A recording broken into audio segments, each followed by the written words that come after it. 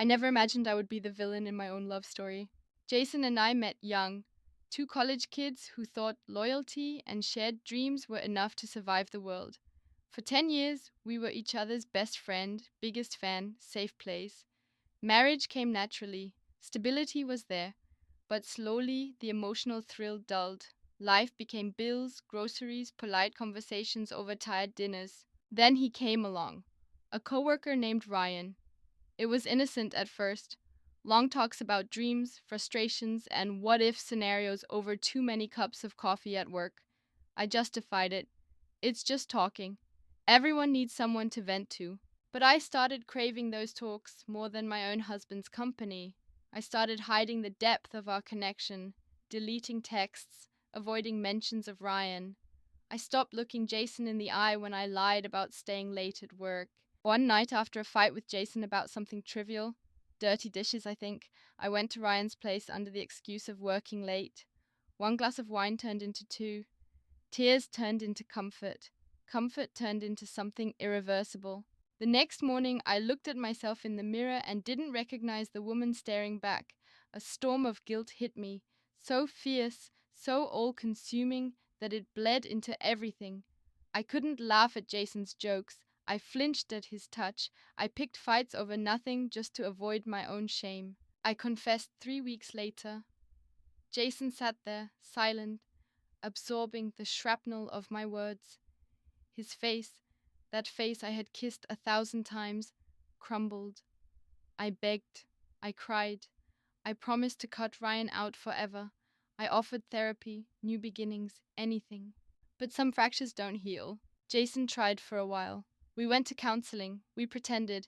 We smiled for family photos. But I could feel the distance growing, a canyon where our love used to be. No matter what I said or did, he couldn't unknow what he knew.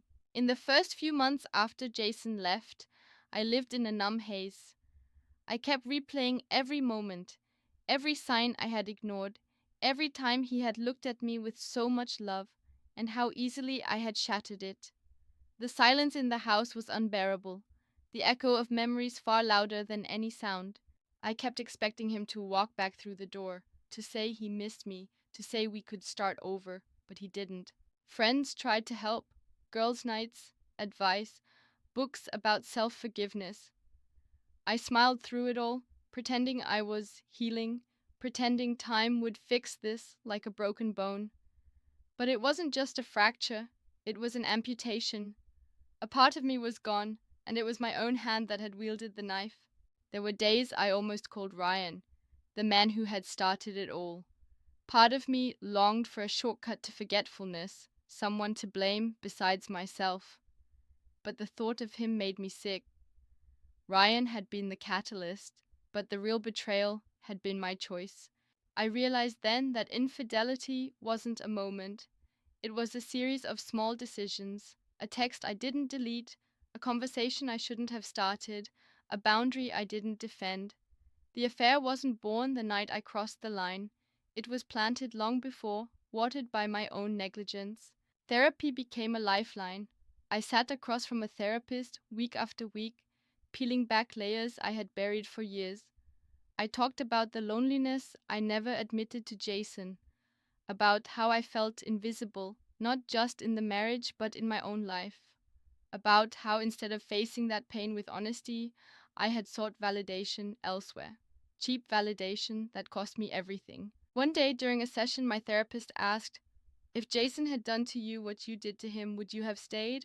The answer crushed me. No, I wouldn't have.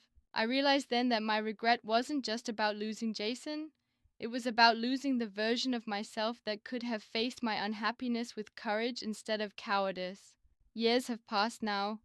Jason has moved on. I heard through mutual friends that he's engaged. She seems lovely, kind. Part of me aches to know he'll give the love I destroyed to someone else. But a bigger part hopes he finds the happiness I stole from him. As for me, I live quieter now, more honest. I no longer chase the highs of emotional attention from others. I sit with my loneliness when it comes. I face it head on instead of running.